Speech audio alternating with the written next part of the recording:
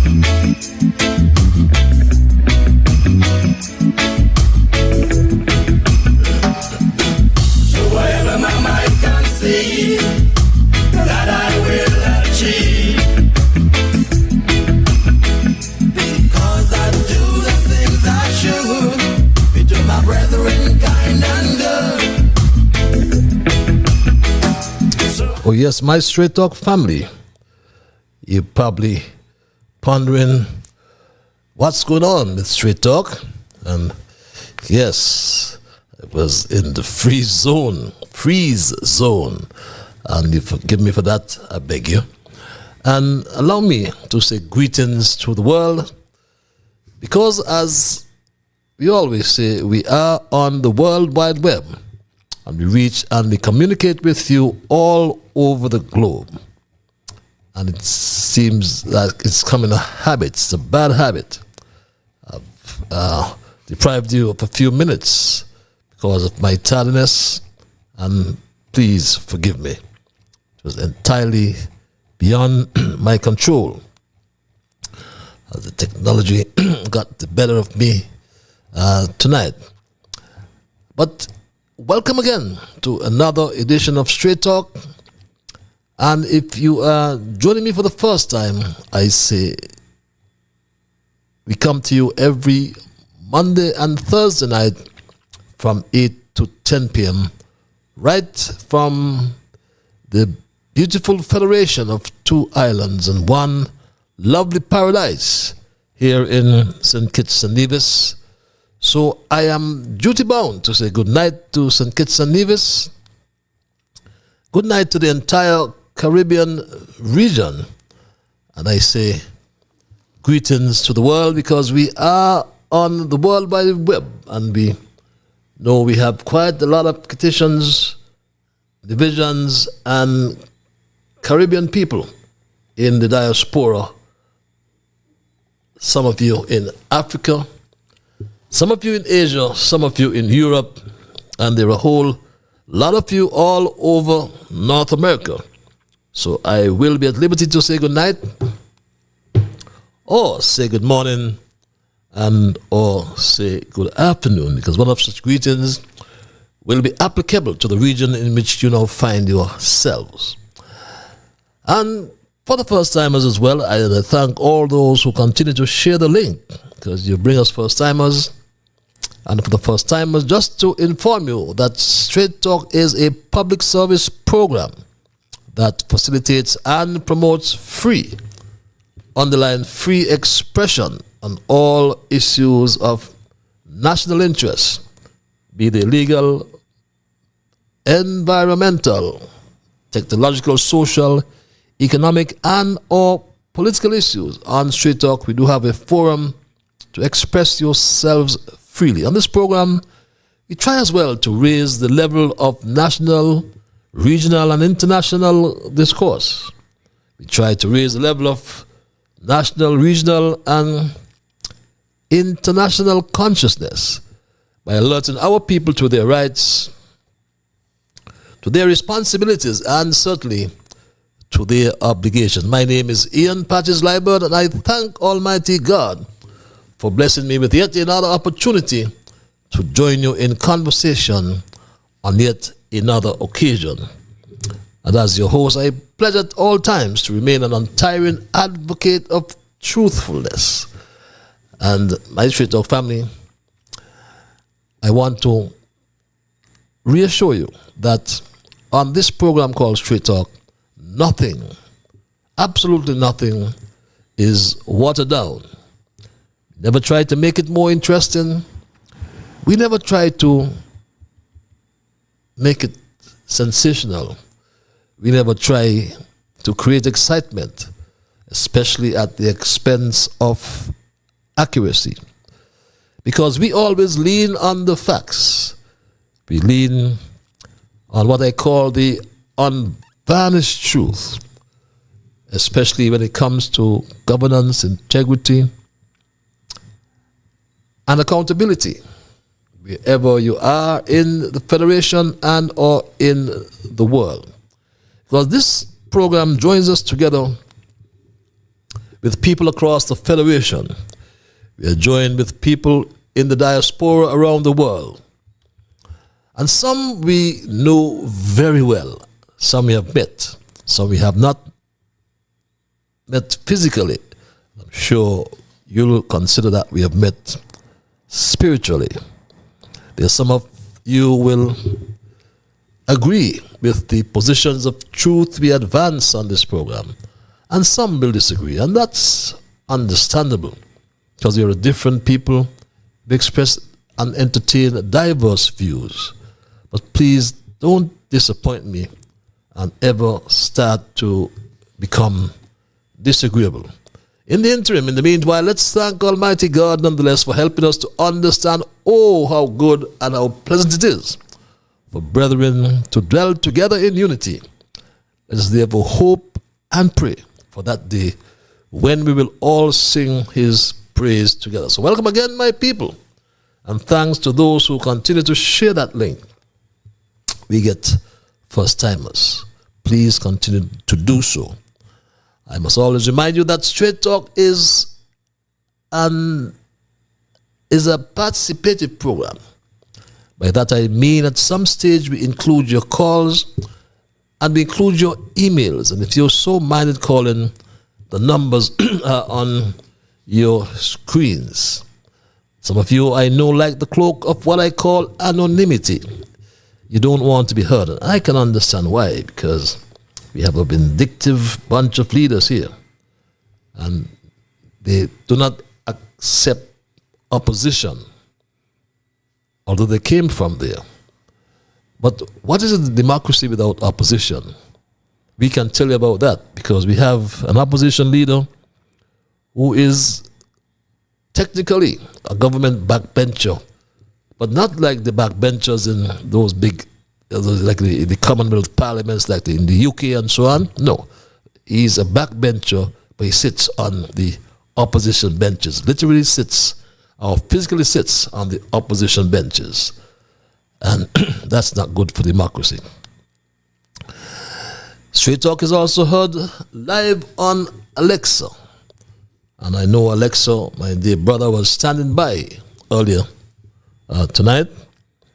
And if you have that, if you have access to Alexa, all you need to say, Alexa, play Massive Vibes Radio. We continue to thank the owner for providing access to us at a nominal cost. And as I say cost, some of you have also made donations to support our efforts here on Straight Talk, and we are eternally grateful. Please to continue to do so. And we don't stipulate any amount.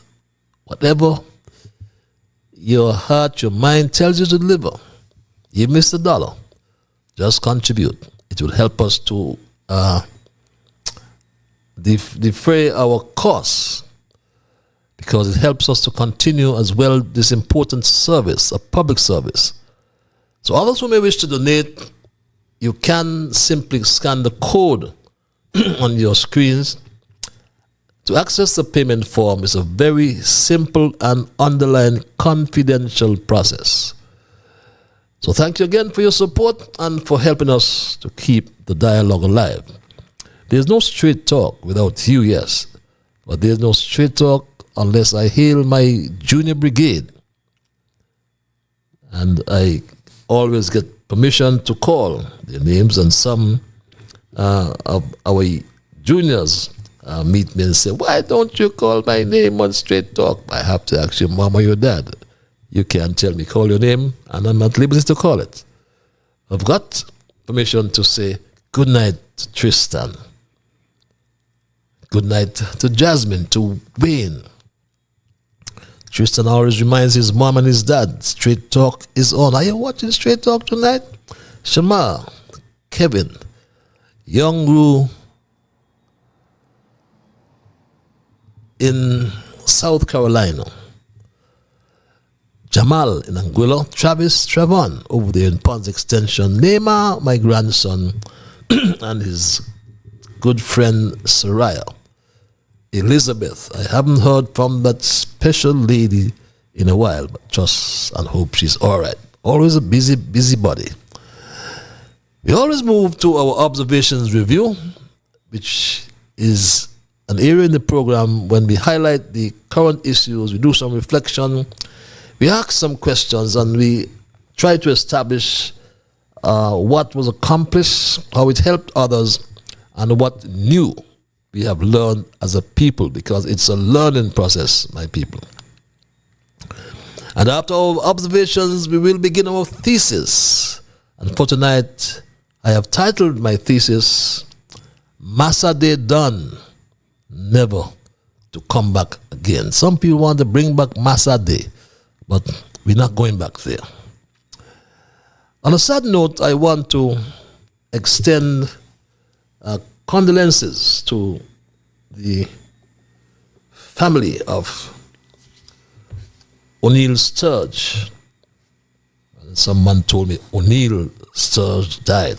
I said, who is O'Neill Sturge? I knew him as Sturge all my life. But Sturge, O'Neill Sturge of Ponds Extension, well-known mechanic for all his life, has gone to the great beyond. Even his sons, truth be told, I call all of them Sturge. So I have to be very careful. But there's Antonio, there's Tony, there's Footsie, there's Sil. I think I've covered all of them. But I call all of them, I call you Sturge, young Sturge, as a matter of fact. But Sturge has gone to the great beyond. Very famous mechanic over the years. Announcer, I remember seeing Sturge in that yellow bus, announcing the PAM functions. He was a staple for years. But he's gone to the great beyond, like I said, and I trust and hope that his soul may rest in eternal peace.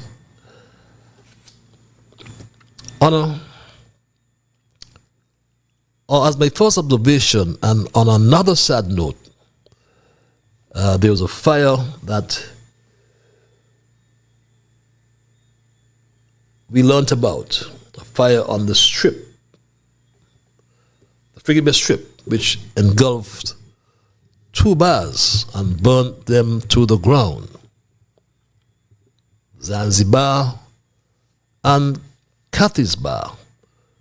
Zanzibar put out a press release thereafter. But from our information we received that and got the good news that at least no one got hurt. But Straight Talk hopes that both owners, Ramesh and Kathy, Ramesh and his madam, and Kathy and her family, we trust that both can recover and rebuild as soon as possible so they can participate fully in the tourism season, which I believe has just kicked off, if it's not about to kick off. And for our second observation, as we think of the tourism season, the port of Basseterre, I must say, most say Port Zante. But today it hosted the world's largest ship, my Straight Talk family, as you can glean from your screens, at the Star of the Seas as going to our second cruise pier, as we say in maritime language, going astern to the second cruise pier, my Straight Talk family. And each time when I look to Port Zante and witness these ships going alongside the second cruise pier, it gives me a sense of humility whenever I reflect on the years 2017 and 2018 and thereabout. As a member of Parliament then, and as Minister with responsibility for the ports and other portfolios. But I reflect on the times when the Douglas opposition Labour Party, the so-called engineer, the crazy man, had always tried to, as a matter of fact, they tried to to stop the construction of this pier, believe it or not. But today, because of that 43 million US dollars spent, St. Kitts is one of only 3 ports. Hear me well. St. Kitts is one of only 3 ports in the Caribbean that can accommodate these Oasis class ships. And we must be proud. As a matter of fact, our port can accommodate 3 of these ships simultaneously. That new cruise pier can accommodate 2 of the Oasis class ships simultaneously as well. But I must state that I am disappointed that it's now gone into 4 years since the Jew Labour Party is in office. Yet they have failed to complete the upland development at that facility. The monies were there. There were $5 million budgeted for the upland development, and nothing has been done. So too the toilets in the Pelican Mall remain in such a state that should make us all feel ashamed as Kittitians when we see these signs still up on the repair. Notwithstanding this blot in the performance of the Minister of Tourism, Marshall, let us, however, savor in the great endorsement of the facility, the second cruise pier in particular, by every cruise master, every captain that go alongside that pier, my Straight Dog family. Your ship is one of 2 ships that are the first to dock at our second cruise pier. How do you feel coming to St. Kitts to such a warm welcome? It is very nice. The new pier is very wide, and it is much better actually than the previous one. And it's a very nice construction. And for us, from the marine side of you have enough fenders, enough bollards, nice and safe, with much better angle against the wind also. So congratulations, this is amazing. So yes, my Straight Dog family, that endorsement will forever mean so much to the port of Bastia, or Port Sante to be exact. And those are my observations in review for tonight. And I move right into my thesis, which I have titled, as mentioned earlier, Massa they done, never to come back again. And my fellow citizens and Straight Talk family, one thing that will never go away unless it is repealed is the Special Sustainable Zone Authorization Act of 2025.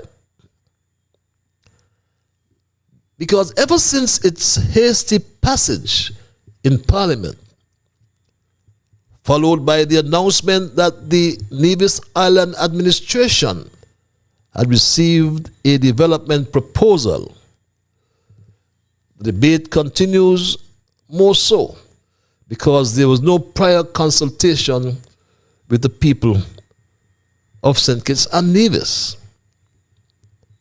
Drew hastily called a town hall meeting last week, even though he had said these silly words, my straight dog family. Remember this? The Nevis Island Administration is responsible for its resources. And therefore, I am not even going to comment on what Nevis should or shouldn't do with its lands. If you read the Constitution clearly, what we have is a federal system with a Nevis Island Administration. And part of what the Nevis Island Administration is supposed to do is to manage its own resources. The Constitution does not give me the right to manage the resources on Nevis. I don't know if people recognize that. Sometimes I see people trying to pull me in. You can't pull me into Nevis affairs. If Nevis decide to sell the land here, what does that have to do with me? That is the Nevis Island Administration, and it was specifically set up for that.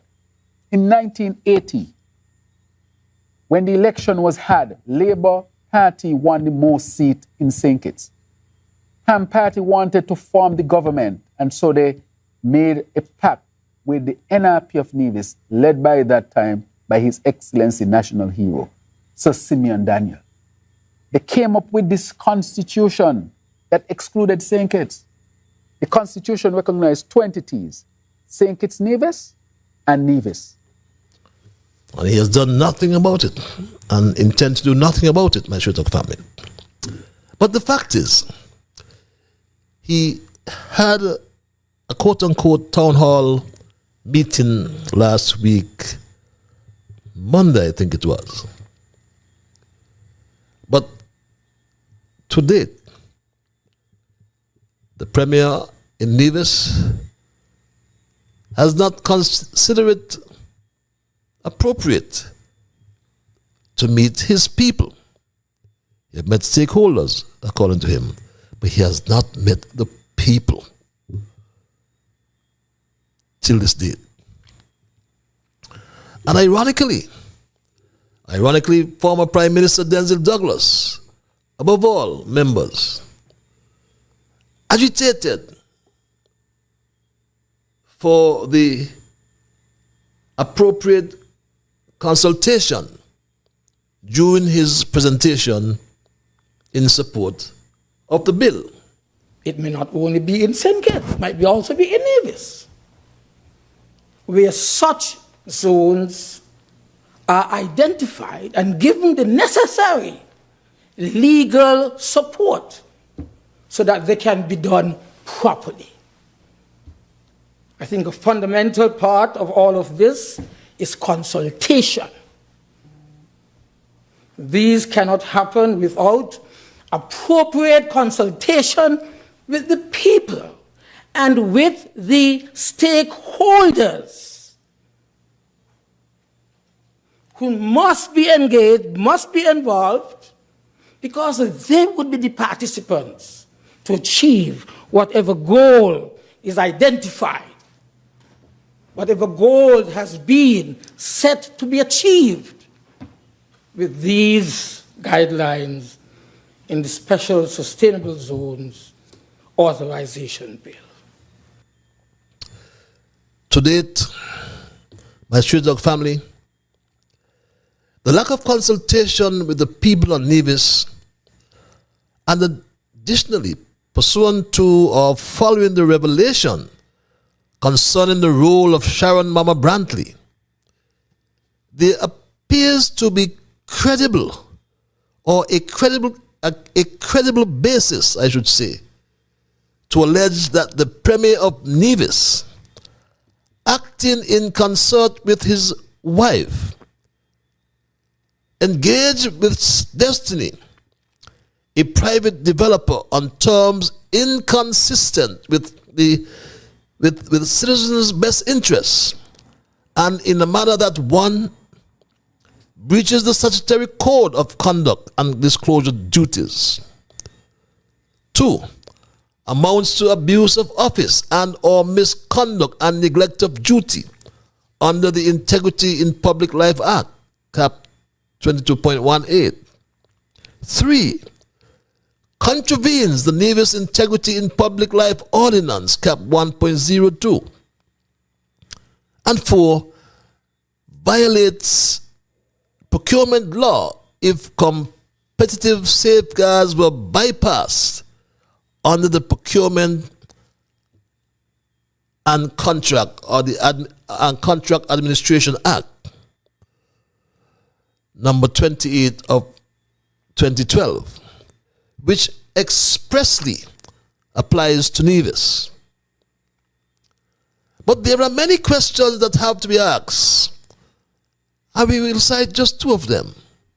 One, do the facts, as limited as they are right now, do the facts support offenses of abuse of office and or misconduct amounting to an abuse of public trust under the Integrity in Public Life Act? And two, do they constitute conflict of interest and private benefit violations under the Code of Conduct, both federal and Nevis? And these and many other issues, however, continue to attract the attention of citizens and pundits inside and outside of St. Kitts and Nevis. But we join together in conversation here tonight, not just as citizens, but as heirs to a proud legacy, the legacy of a people who broke chains, tilled the soil of freedom, and built a nation with bare hands and an unbreakable spirit. Our ancestors endured the whip, the auction block, the plantation, and the cruelty of Massa. And yet, through their courage and resilience, they rose up to claim dignity, equality, and independence.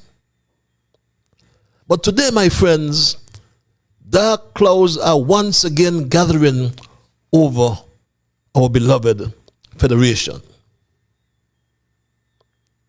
What's happening in Nevis? They call it development. They call it investment. They call it progress. But I call it what it truly is: a new plantation system dressed up in modern clothes. Meanwhile, a global team of leading professional experts have been engaged by the developer and Bitcoin billionaire Oliver Janssens. And that's his team of professionals that he has pulled together. The Destiny Project on Nevis, as it is called and declared, a so-called special economic zone, is not about empowering our people. It is about handing over our land, our sovereignty, and our birthright to foreign interests who want to carve out kingdoms within our nation. They want to operate under their own rules, their own justice, with exemption from our taxes. They want to operate a state within a state. And this was confirmed by one of the professionals who is versed on special economic zone governance, my straight dog family, Dr. Andreas Baumgartner.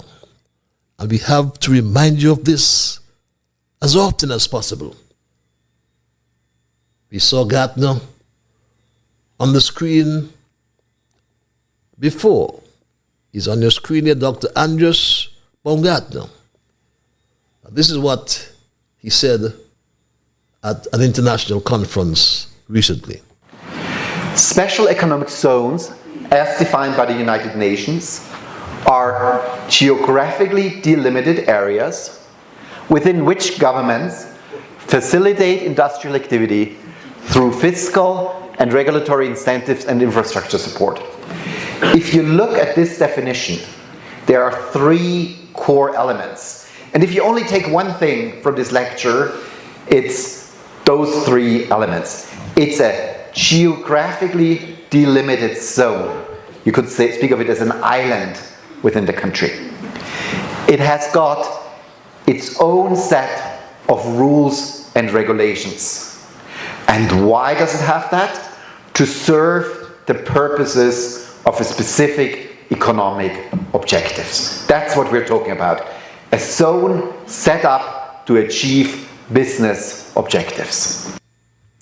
We haven't to date heard of what are the business objectives of destiny. But now we are hearing whispers, or no, not whispers, but plans to give the White Gate development area in St. Kitts the same designation. Because we heard this by Street Dog family. I believe that the time would come, therefore, as the cabinet just a few weeks ago supported a submission that was made by the White Gate Development Corporation for the White Gate Development Area to be designated as a special development area.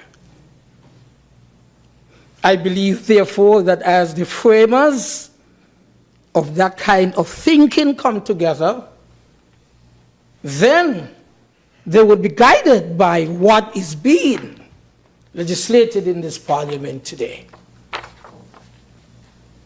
That the White Gate Development Area might become one of the special sustainable development zones outlined with guidelines in this legislation as to how that can be achieved. My Straight Talk family, make no mistake, if we allow this to happen on St. Kitts and in Nevis, we will not be opening the gates to prosperity, but to a new form of servitude. This is how Massa comes back, not with chains and whips this time, but with contracts and tax exemptions. Not in the fields anymore, but in the boardrooms. Not calling us slaves no longer, but treating us as second-class citizens in our own land. We cannot, and we must not allow that to happen. Our foreparents have fought too hard for our freedom to sell it for a few shiny promises and important dreams. They sent us to school. We have the brains, the creativity, the resilience right here at home to build our own destiny. One that benefits the children of St. Kitts and Nevis and not a handful of foreign elites. Let us be clear. We are not against investment. We are not against progress. But progress without people is not progress. It is a plunder, or it is plunder. Investment that enriches outsiders while displacing locals is not development. It is dispossession.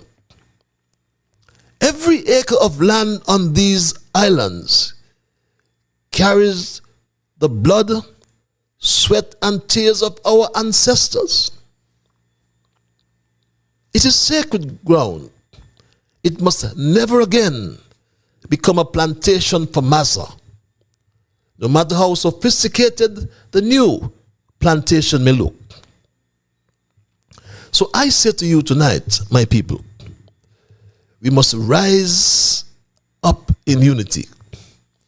We must demand transparency. we must insist that every development serves the people and not the powerful. We must protect our sovereignty like our ancestors protected their freedom, because Massa Day will only return if we the people allow it to. Let us send Premier Brantley and Prime Minister Drew a clear message. This is our land. This is our destiny. Let us put country above party. Don't let us divide us along the party line. This is about our country. And no modern Massa will ever rule over the sons and daughters of emancipation again. Never. Our history tells us that in 1961, standing in Woodford Square, the late Dr. Eric Williams, former Prime Minister and father of the Trinidad and Tobago independence, thundered words that still echo across the Caribbean. Massa Day done. And that was not a slogan. It was a warning. It was a call to consciousness. A declaration that chains of colonialism had been broken, and that from that moment forward, our destiny will be our own. Dr. Williams told his people that independence meant responsibility, that democracy demanded vigilance, good governance, and accountability. He warned them that if they failed in these duties, they would not need the old Massa to enslave them again.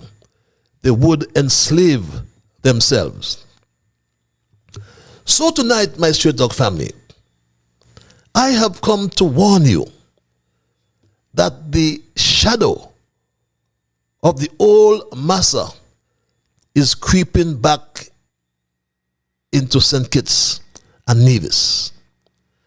Not in ships and not in chains, but in suits, fancy suits.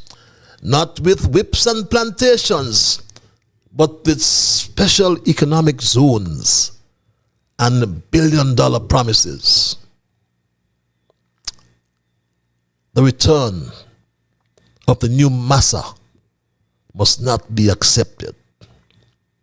Across the Narrows in Nevis, we are told of a grand vision, a so-called special sustainability zone containing 2,400 acres of land, sold as a future and branded as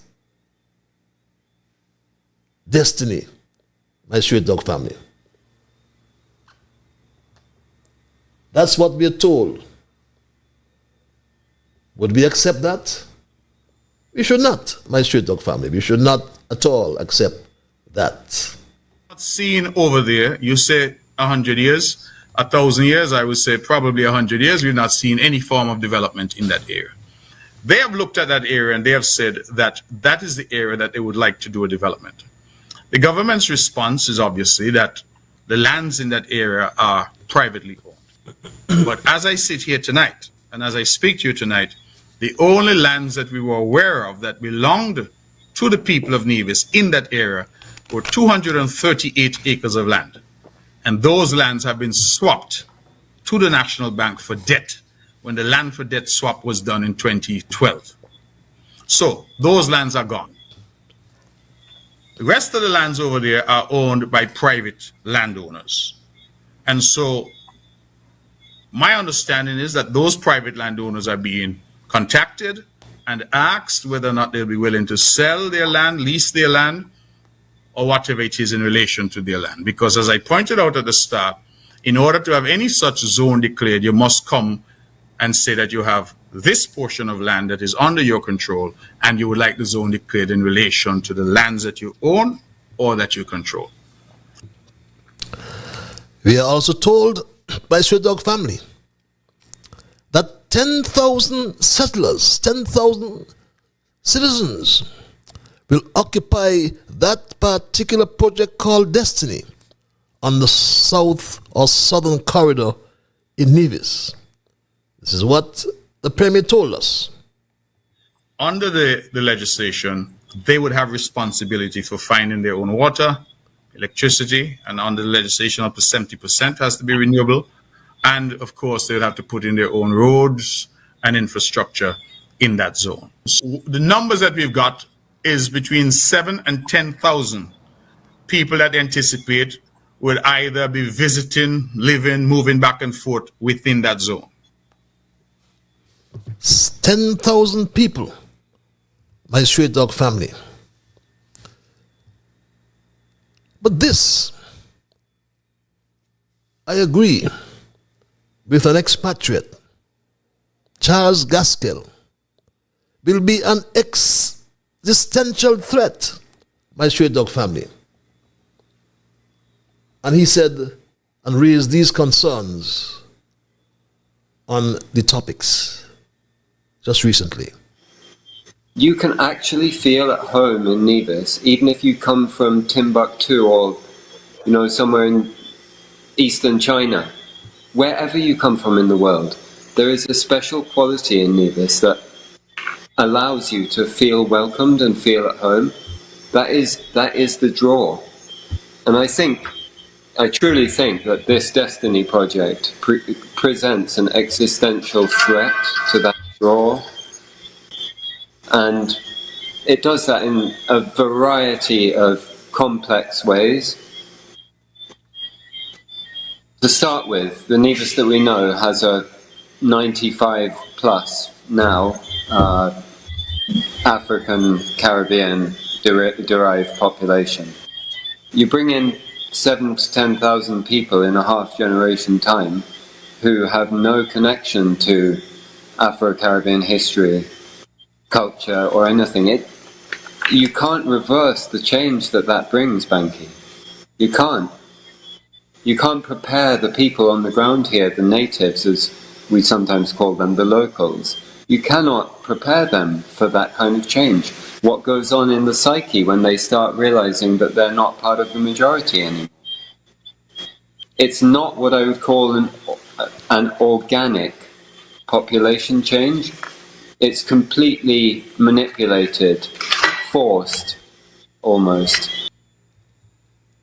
Imagine that. Manipulating the population distribution in Nevis. And we are waiting for the tricksters here in St. Kitts as well. 10,000 settlers descending on Nevis. But we must know better. We must know that behind the fine words and glossy brochures lies a darker truth. Behind that 15-minute video lies a dark, dark truth. And we have seen this movie before, and it is well documented. Read your history. And we can go way back in 1680 when a man called John Pinney came to Nevis with 10 pounds, a quart of wine, and a Bible. Pinney was a planter, a merchant, and legislator who became rich off the sweat and blood of our ancestors. And when the island could no longer enrich him, he fled back to England to invest his wealth in his home community called Dorset. Pinney's Beach is still named after this Massa, who left Nevis behind as undeveloped as he found it. In recent times, things have changed along this 3-mile long public beach, with the construction of the Four Seasons Hotel and other amenities on this west coast of the island. But the south coast of the island has remained undeveloped for centuries.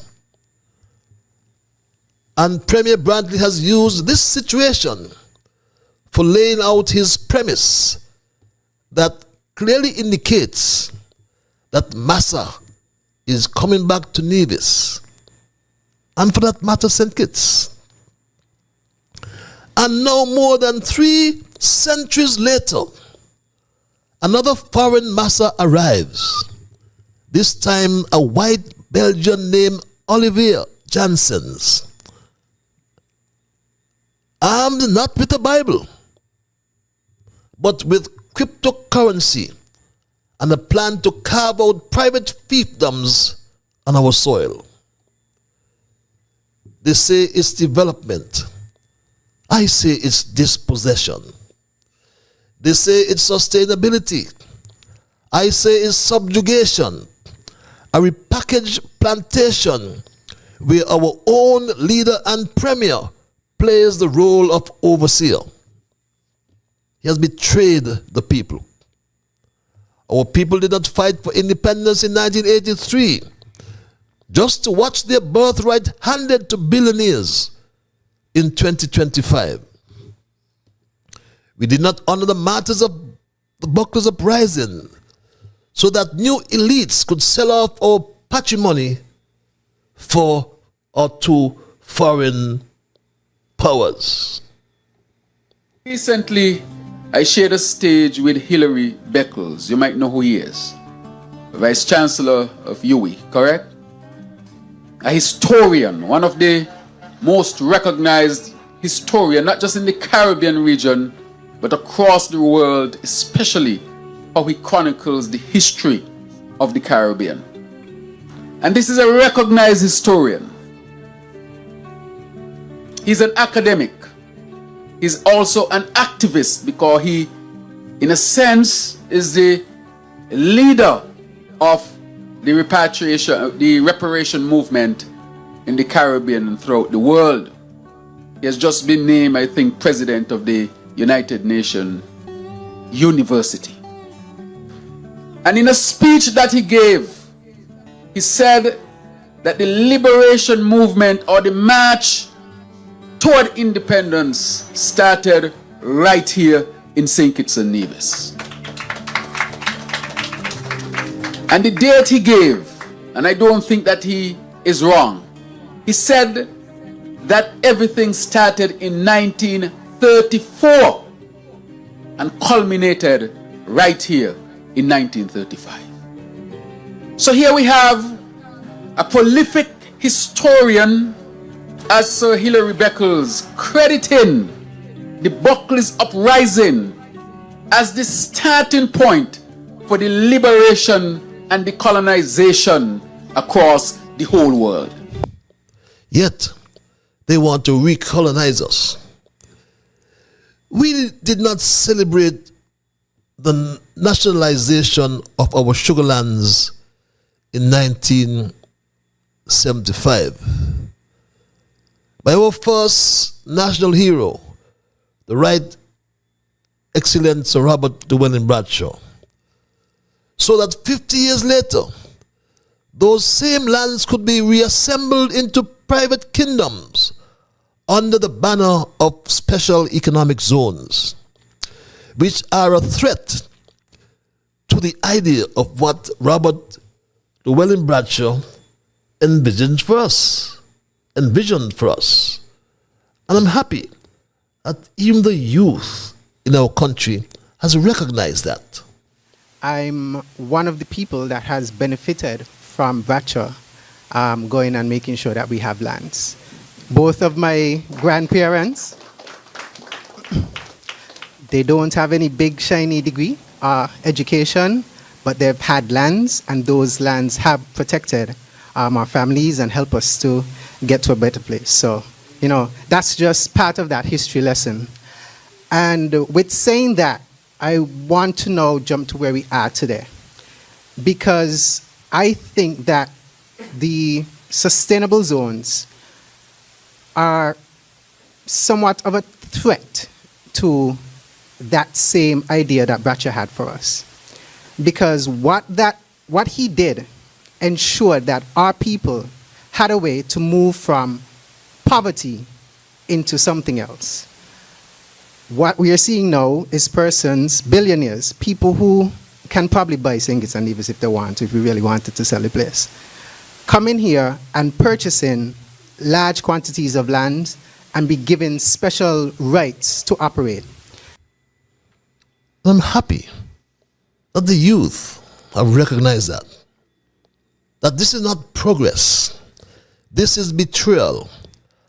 A betrayal of our ancestors, our constitution, and our children's inheritance.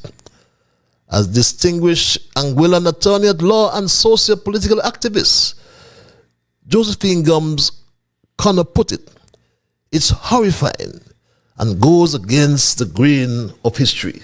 My Straight Dog family. Look from a historical context of this bill.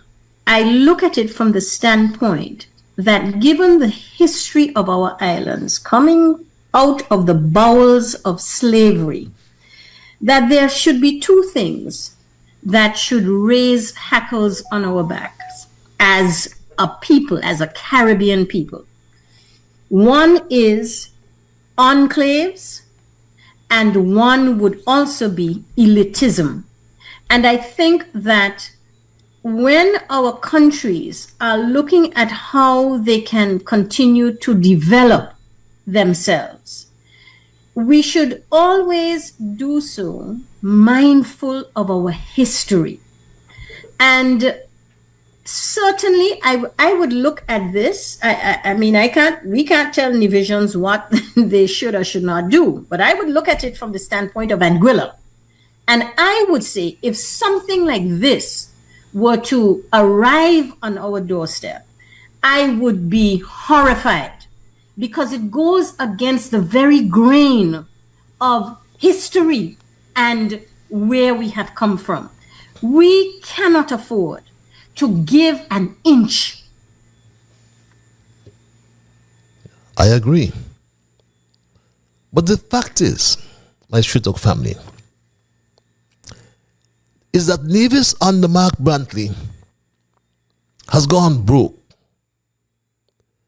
So he has turned to and is prepared to bow down to Massa in a modern masque, my Straight Dog family. He's prepared to do that. Bow down to these elites. We cannot afford to genuflect any more than we have had to in the past.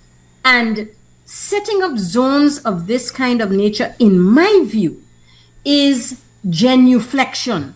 You are bowing to those and creating a concentric circle within your circle of a second class. And anytime you have a second class that is coming in a context of having superiority, capital, money, and you're then bestowing upon them the right to exist, reap the benefits of what your island has to offer, whether it is our clean air, our beautiful waters, all the things that give the comforts which they are looking for and cannot get in their own mainlands. And you're giving all these benefits, and at the same time, creating a superiority-inferiority complex among your own people, in my view, can never be beneficial. Looking at how development should happen within islands, that we regress. And I consider a scenario of that nature to be a regression. Regression under Brantley. Going backward for the sake of money.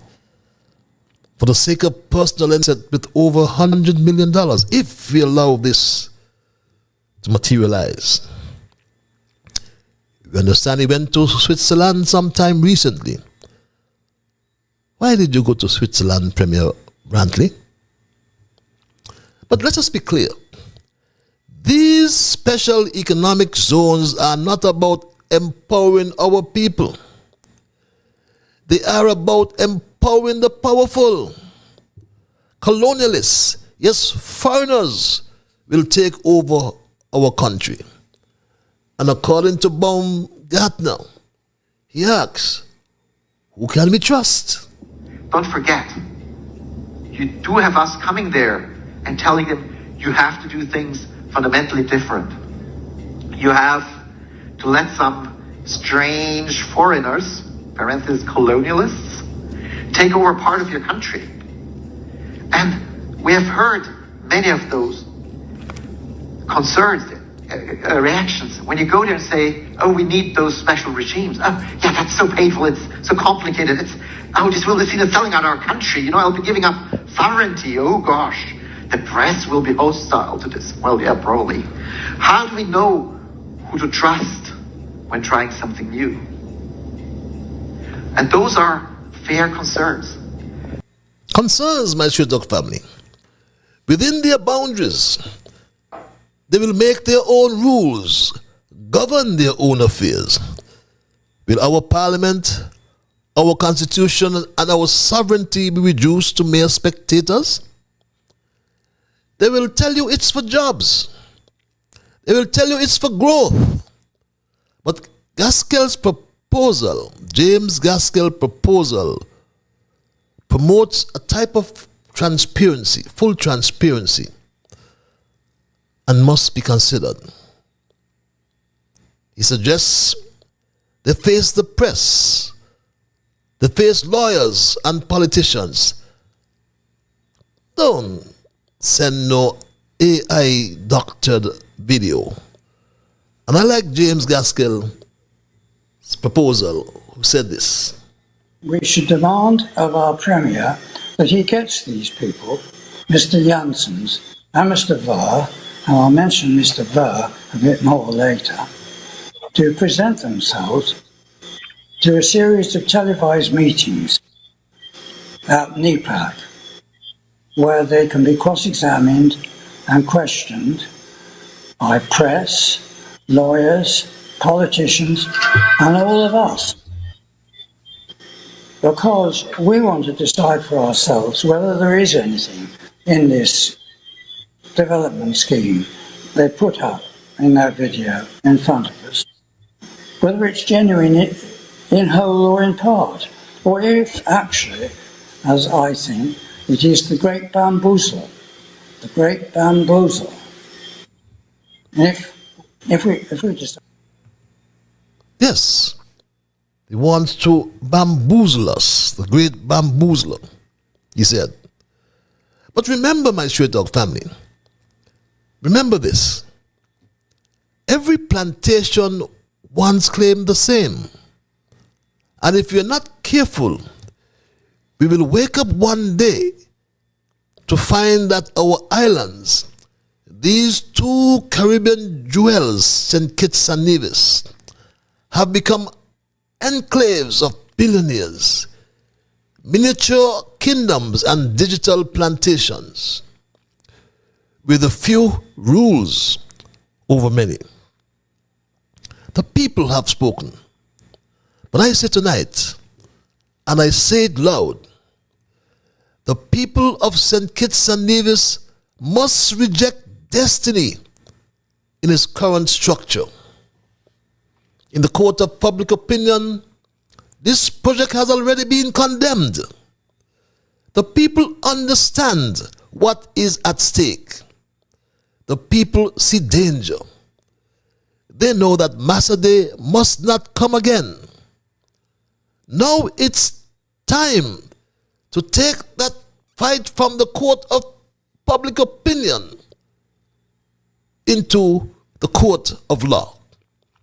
We must test before our constitution, before our judges, before the conscience of this nation, whether any government has the right to carve out private states within our country, whether our sovereignty can be leased or sold to the highest bidder. Let us defend our constitution. Let us defend our lands. And let us defend our democracy. This is a call for action. This is our generation's fight. Dr. Eric Williams, I told you before, tore down the walls of colonialism in 1967, or 61, that should be. Sir Robert Llewellyn Bradshaw broke the economic chains in 1975, my Straight Dog family. And he went to the people, my Straight Dog family.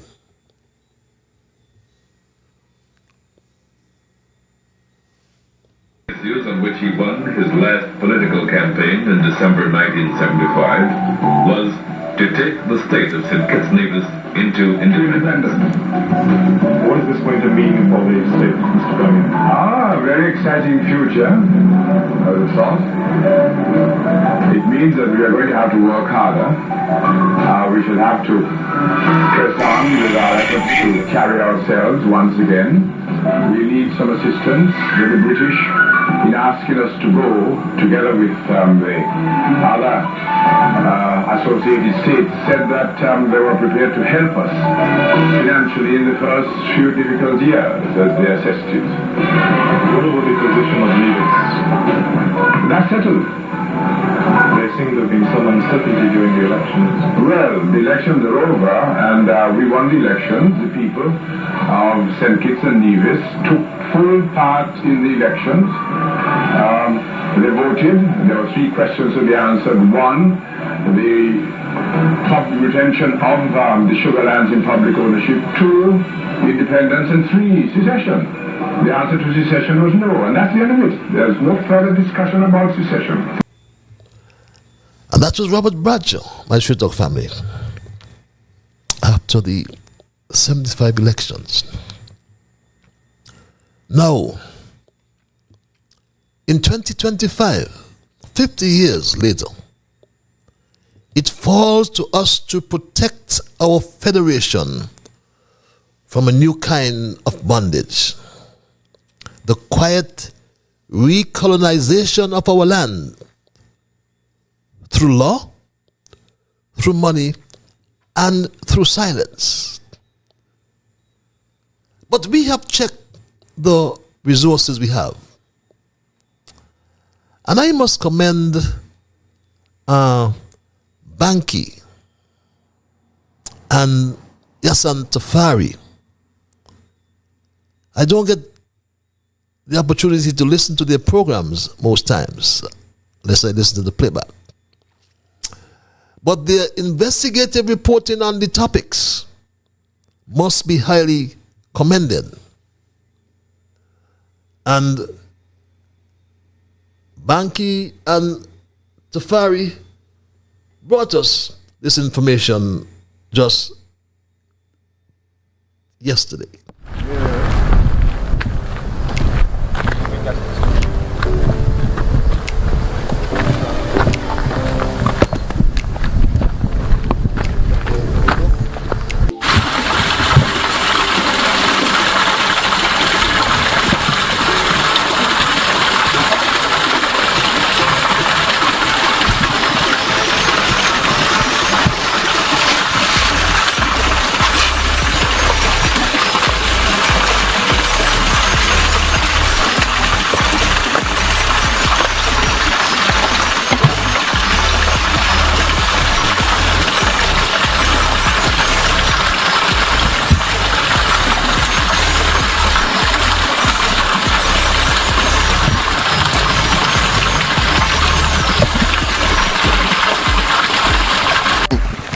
Well, it's early in the morning.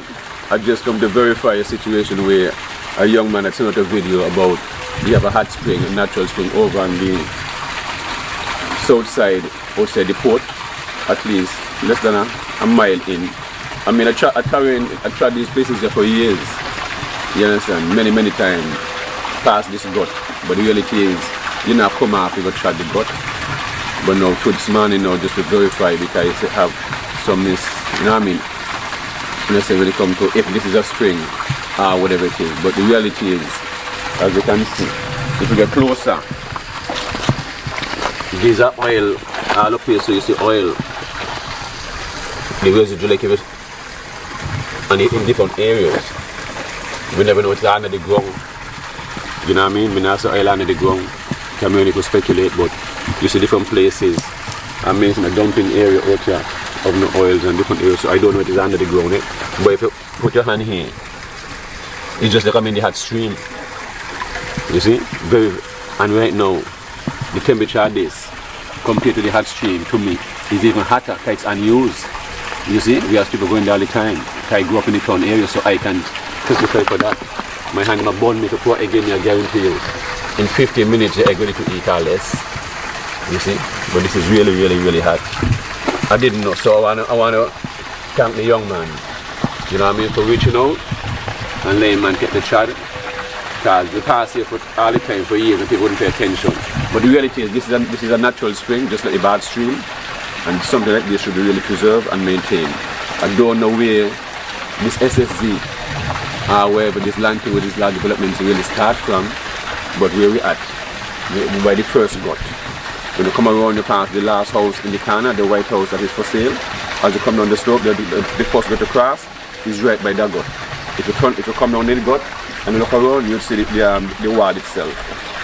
I didn't know the wall was like this. The bridge itself, there's a bridge, was like this. You see the ruin? See some serious infrastructure design there to control the water flow. So the island is untouched. You have a lot of hidden gems around, and I don't know who else don't know about these things and why the seeking are is one. But our people got to come better than this, because these are resources that, I mean, if you have this here, you have energy under there. So you know, I mean, power is under there, whether it's geothermal, whatever it is. And if this is here, by these other gods, I mean, we have to check them too. It's just common sense. So I think it's important to bring the cabinet, the premier and them, and the Historical Conservation Society and the places, and other people itself. I'm telling you, it's not. And yes, my Straight Dog family, the conservationists, the National Trust, and commend Banky and Tafari, as I said, for finding this new stream. And they even went further and gave us this information as well. You see me? This is live. This water is hot. I mean, right now, I just want to take a shower, you see me too. You know what I mean? Yeah, because the piano got see mineral water. So as we all go, you learn something every day. So I just want to thank the young man for bringing out the video. I don't know who show him these things, but not use him to know about these things the same way. But I don't know. And these are things should really be put out and protect. And these should be protection zone where the people really control these kind of vibes and so forth. So again, enough respect.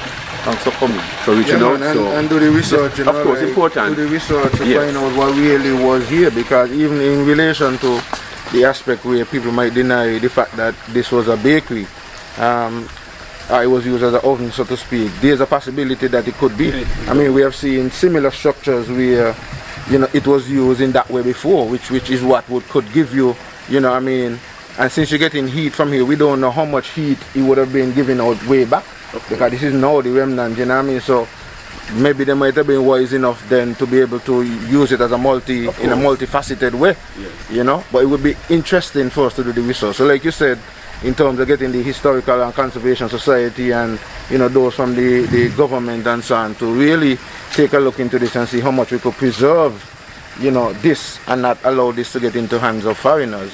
I mean, it will be really important. So brethren, enough respect, you know, give thanks for really bringing the awareness to us as Nevisians, what we have around us. And yeah, I hope that, you know, this could help to stimulate the kind of attention that we need, you know, for something like this to be able to maintain this. I feel it myself, so it's not just Banky alone. I feel the water myself, and I could feel the heat coming through. Same like I'm going to the hot bath for the past couple of days now, twisted my knee. So I mean, yeah, if this was, you know, this could be really captured and dealt with, and we could have another option here on Nevis. So give that. I would like to say something. I would like the Premier to come personally and check out this site because these things are very important. And I'm a young man. My parents, my foreparents, my grandmother, my father, their parents is from Nevis, and I would like to see the land of Nevis be preserved and be used properly. Thanks for watching.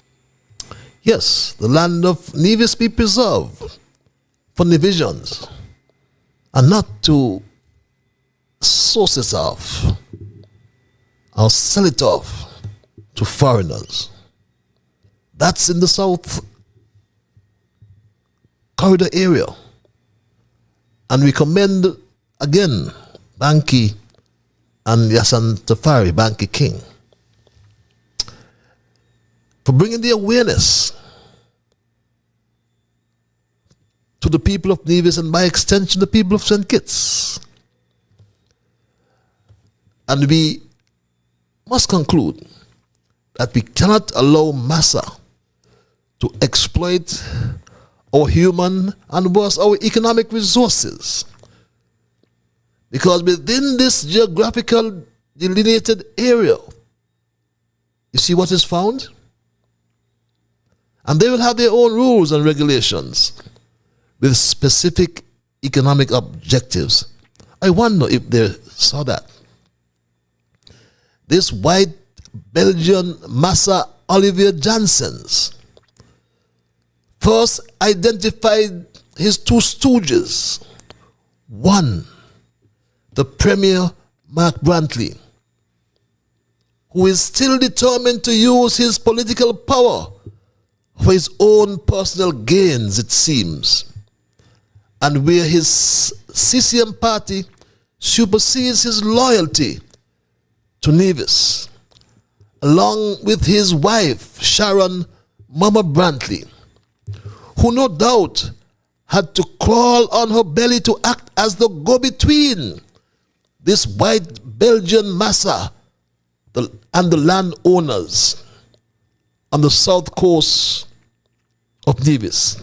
Yes, she had to crawl because he told us she was the go-between, my straight dog family. My question is the basically, what should I call it? A list or whatever there is, a client relationship list between the developer and any firm to remove any perception of bias. So you want a list of what? Because the developer is a company, as I believe it's called South Nevis Limited, and that company is working with my wife and others who are reaching out to people and asking people if they're minded to sell their land.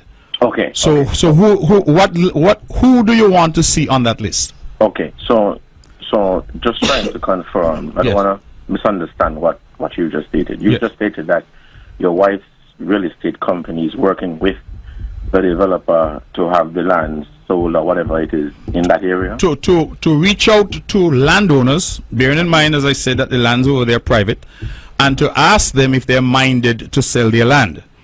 So she's acting as a go-between between her client, who's the developer, and landowners, and asking if they're minded to sell their land.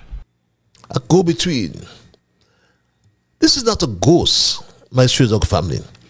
This is a real Massa that will haunt the masses of the people who do not understand political emancipation, that was born out of the Buckley's uprising in 1935, as mentioned before. Let us protect our resources and let us rise again as our ancestors rose. Let us speak again as heroes spoke, and let us declare again for all the world to hear, and say it loud, Massa de done, never to come back again. That's my story tonight, my straight dog family. And I am not going to change it.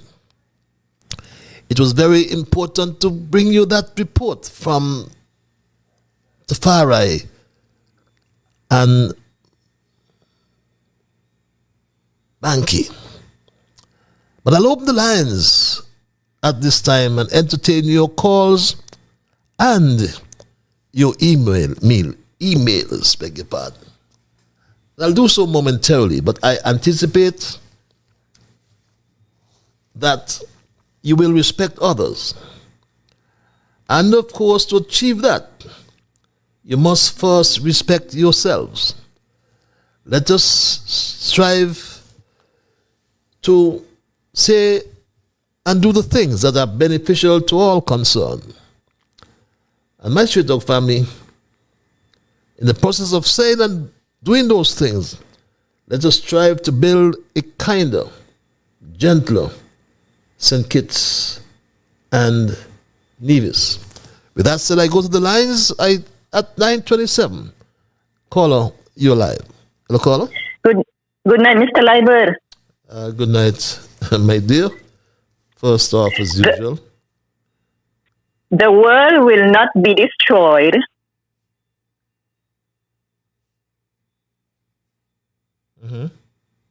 by those who do evil. Those who do evil. Yep. But by those who watch them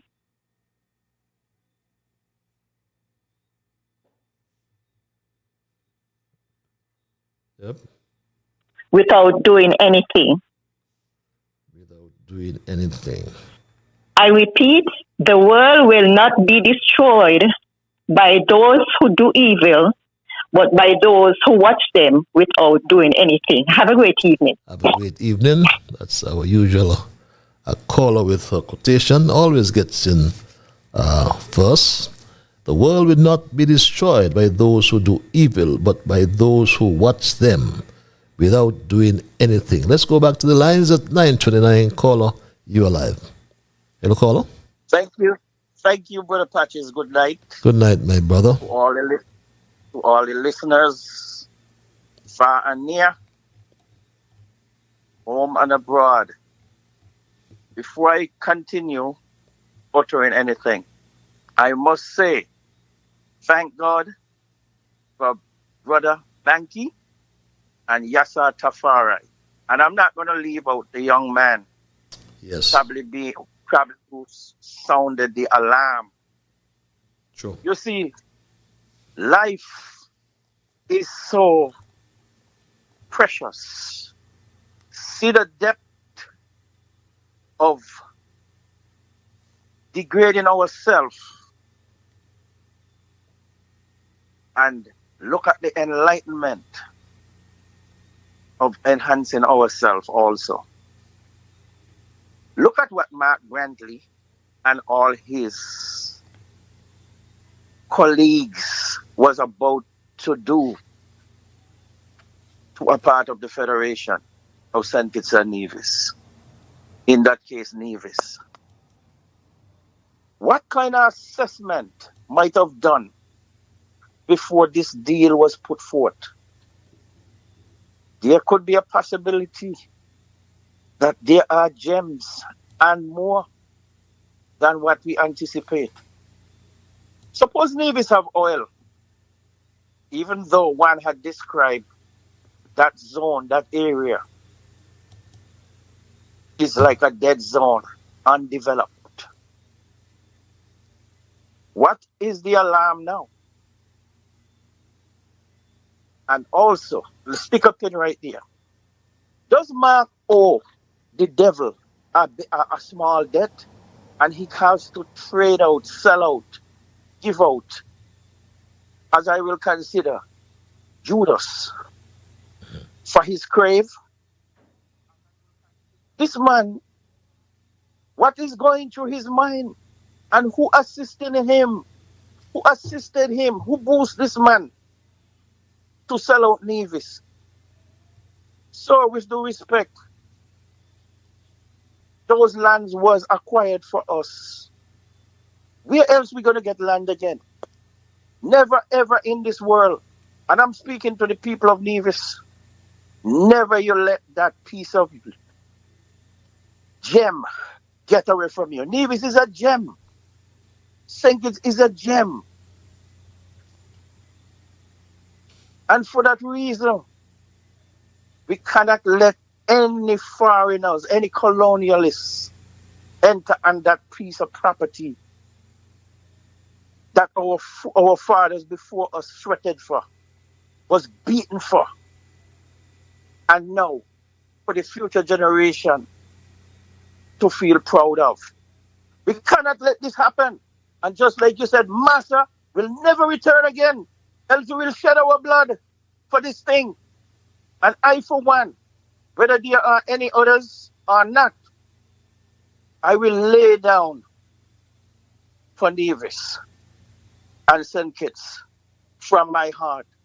Oh, St. Kitts, I love you. I will leave it right there, and I respect other people who want to come in and state their perspective. But Mark Brantley, you have made a very, very big mistake, and I don't know. I probably mistake is too a good of a word to use. You have betrayed us, and you have committed treason. You are treasonous. I want to say something, but you may end up having to go and commit suicide before you're being touched by the penalty. What is ahead for you? Thank you for hearing me, people. And I meant what I said. Bye for now. Thank you very much. Yes, we're not going to allow Massa to come back here at all. Never. We allow Massa back in this country. Caller, you're live. Hello, caller. Yeah, good evening, Pat. Yeah, good evening, Patches, man. Good evening to you and the listeners. Good evening, my brother. Yeah, I was awakened this morning from some WhatsApp video messages coming from the beautiful island of Nevis. Patches, I thought I was looking at a scene from a movie. Much respect, much respect to those three brothers that journeyed over there on that side of Nevis around 6:30 this morning. Yassan Tafari, Ras Banki, and the other brother that was with them who initiate and made these fellas took that journey this morning. Some of us were still sleeping.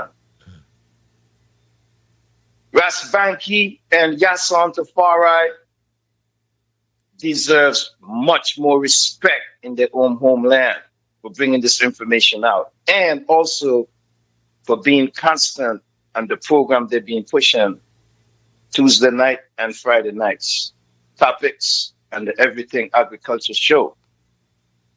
These two brothers got the wealth of knowledge, a wealth of experience in their field, and we have a government in Nevis is not showing these two brothers enough respect.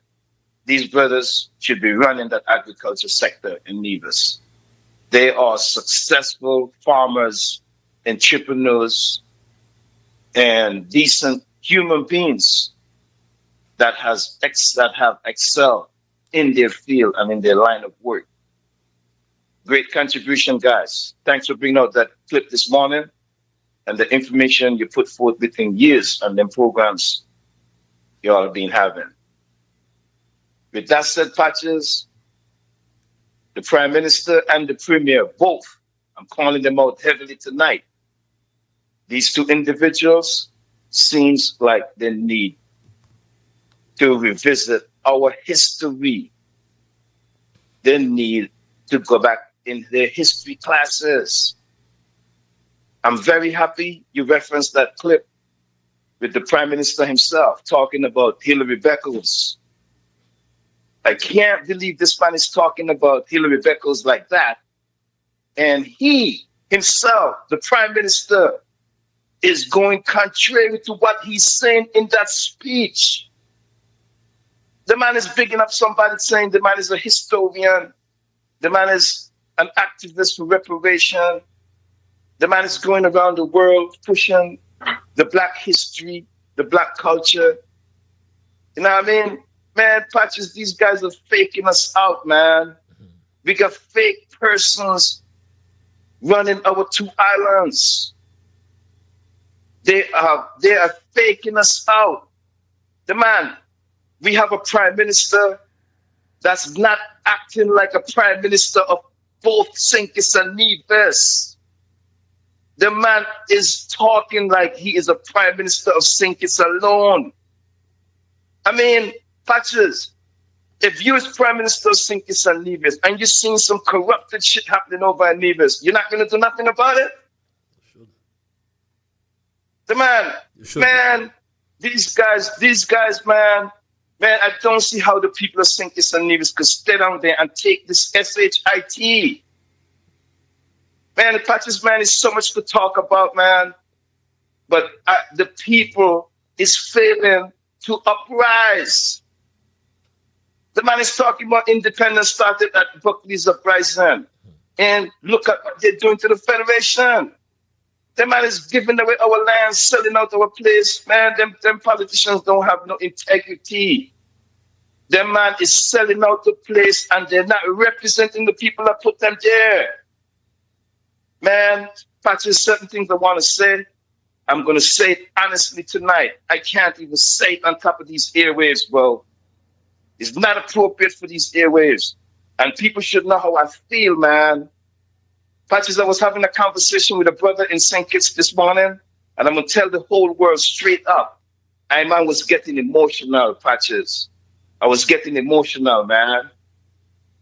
I had to call on another brother to lift me back up, man, and get away from the emotion. Man, this stuff is so emotional, it ain't funny. For me, to see a brethren, a person who was my classmate, has turned like this on the people, it's a shame, man. It really is a shame to see how the Premier moving on the people of Nevis. You know, and the persons that's around him and his supporters, we got to come off of the party lines. Patches, you hear the quote tonight? The watchers, the people who watch and see other people do evil and do nothing about it, they are the ones that's going to destroy this world. The people that condone wrong. Man is a person I don't condone wrong. Patches, I had to fight against wrong almost all my life, man. I had to stand up for my rights against my kid's mother, against my own family members, and now I got to turn around and stand up against a classmate. I got to stand up against politicians in St. Kitts and Nevis that don't give a shit about their own country. They man only care about lacing their own pockets. Okay. They only care about lacing their pockets. It's too blatant in our eyes right now. And if the people of St. Kitts and Nevis, they stand up there or sit down there and take this BS, we're going to lose our two islands, man. Someone was pushing the idea that we're going to be recolonized, and it's happening right in front of our faces. Okay.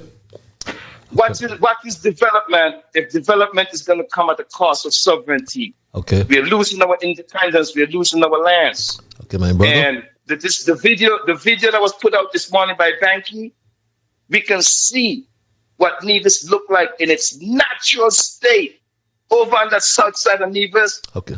Because that hot springs that the man showed today, and the soil, the rocks on them over there, is valuable rocks they got over there, Patches. I got you, my brother. Can't let this we can't let our natural stuff slip away like this. I got you, my brother. Thank you. We definitely need to uprise, man. We need an uprising. Yes, I got you, my brother. Thanks a lot, Patches, man. Thanks, man. Have a good night. Have a good night. I allowed you to carry on because I feel your pain, my brother. I feel your pain, and you know, yes, we must commend Ras Banky and Yasan Tafari and that young man. We don't know his name, but let's go back to the lines and thank this caller for holding. Caller, you're live. What contribution by the last caller? Greetings, Mr. Patches. How are you? Greetings, my brother. I'm peaceful. Yourself? I'm very, very good. Listening to your interesting program with some very interesting clips and videos. Very, very good, brother. Thank you. Humanity by nature is gifted to think freely. But in order that this free thought should lead him to the goal of liberty and independence, his way of thinking must be shaped by the process of education. And that's what it does. You bring education to the floor that the citizens could engage themselves in debate. That last call, as I say, very interested. The lady with the quotation, she always fit a quotation with the thesis. That's make things so very good, to tell you the honest truth. Banky and Tafari, it's good to hear the information. It's good to see the brothers of the Federation involving themselves in secular knowledge is very good. And you see, any undeveloped area in any part of the world, in any country, there always some kind of asset there. And it's very strange. It's good to hear Mr. Gaskell, manipulating the population, and the input he put out is very good. Because why must we feel 10,000 persons coming under the same sky? Is under the same sky, and demolishing our mouths that we live for over the years. That's not nice, And we keep hearing this thing about private lands. Mr. Patch's lands are private, and Bratcher make his stand. So why we gonna do something opposite than what Bratcher do? Whether you're prime minister or premier of a country, anything going on in your country must concern you. So if there's a land dealing going on in your country, you must got ears on the ground to find out what is happening to that kind of situation.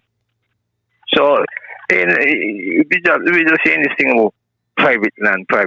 Man, is what going on in your country. Because this private land is under the sky. And the sky is broad, but yet small. With the sky of the Federation of St. Kitts and Nevis. And why we must got the minute you're going to talk about doing your own thing in a strange country, you're breaking the morals of the country.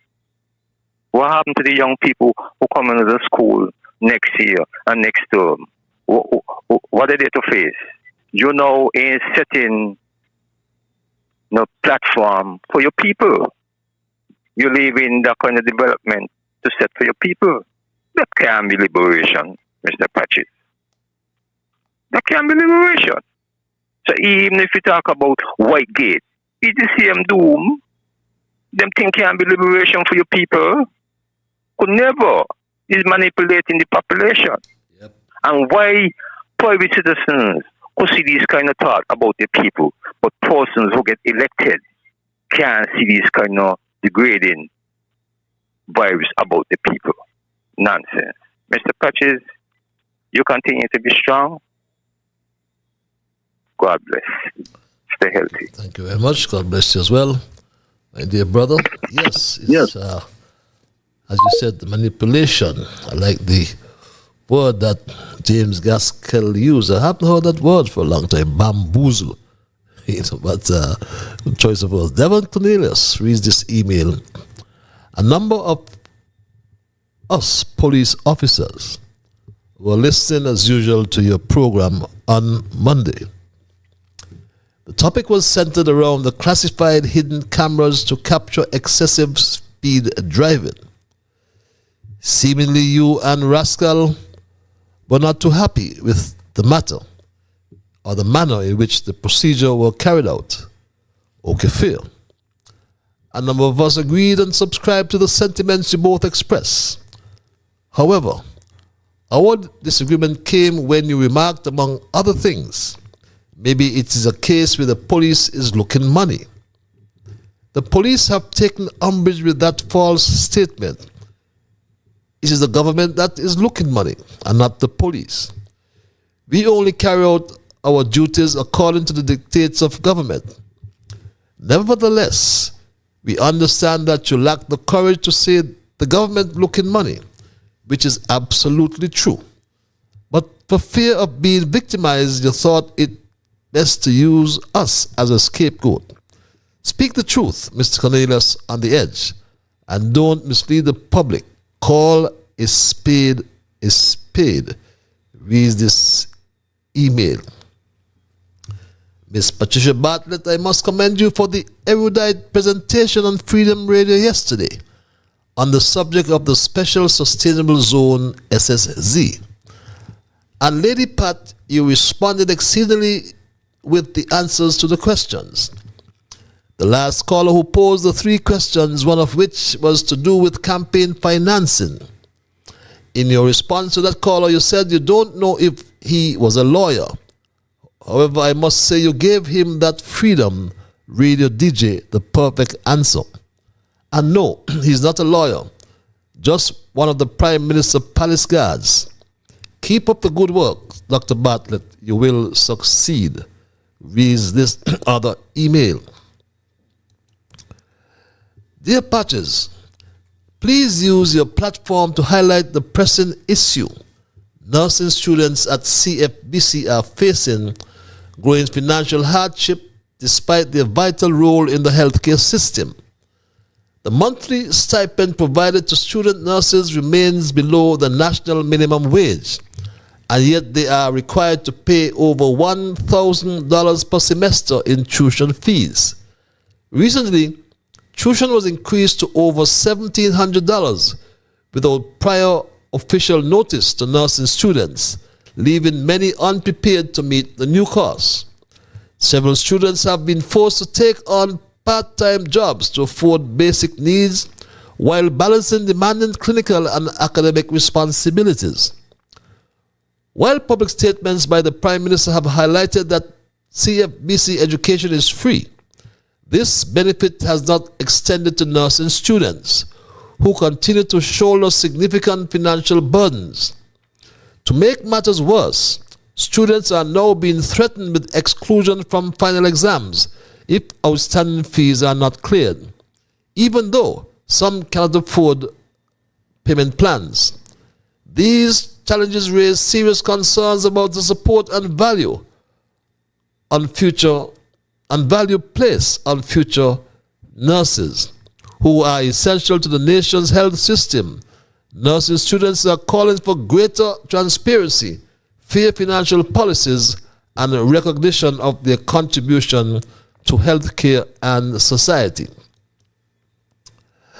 And this other email reads, Edinburgh, just shut up and practice to speak the truth.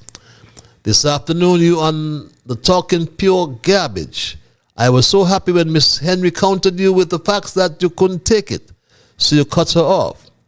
Your vicious attack was on Dwyer on his last commentary he made.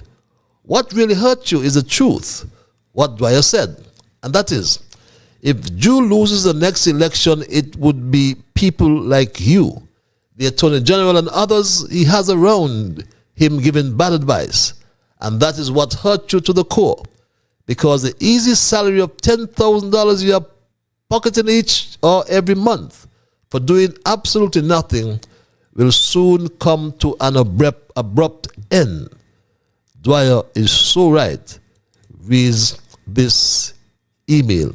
At 10 minutes before the 10 o'clock hour, and bring you straight talk every Monday and Thursday, for those who may have joined me for the first time, from 8 to 10 in the PM. Yes, we are discussing our thesis for tonight, Massa Day. Massa Day done. Massa Day done. And my Straight Dog family, we are serious about that. We are not going to let Massa come back in this country. Massa Day done. Never to come back again. Let's go back to the lines and thank this caller for holding. Caller, you're live. Hello, caller. Good night. Good night. Good night. Good How night. are you this evening? I am peaceful, my dear. Yourself? Okay, I'm all right, Mr. Liebert. How is your family? Everybody is good also? We are peaceful, yes. And yours? Yes, I'm glad to hear that too. Praise God. That you're on your show again tonight by the will and the grace of God. Thank you. Only He alone tonight can do this great work, not man. Not man. Let Mark Bradley study and sell out all of Nevis land. The Nevis them need to open their eyes. They need to open the eyes and see where he ought for and where he do. He feel like all of them asleep. But whenever election come, I hope they get rid of him once and for all. Everything is only for a time. And the next thing again, Mr. Loybord, the speaker when I got in the house, we're telling Mr. Harris, shut up, she's speaking. Who she think she is?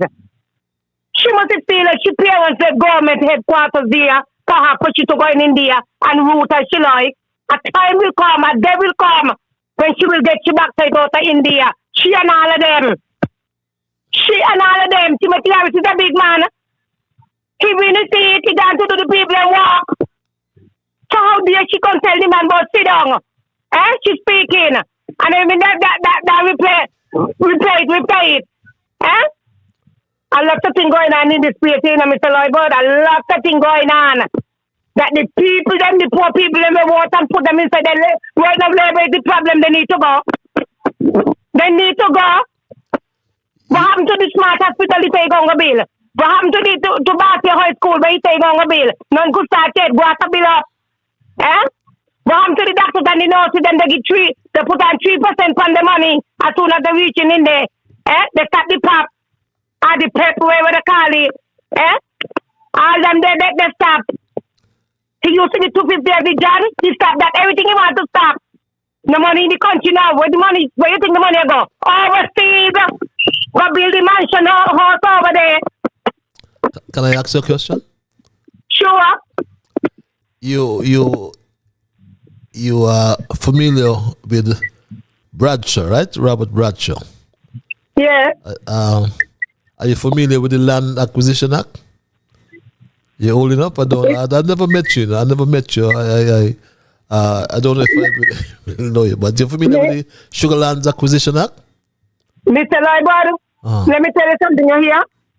Every one of them doing as they like with God dog. And poor people who want a piece of land, they can't get it. They sell it to the foreigners them.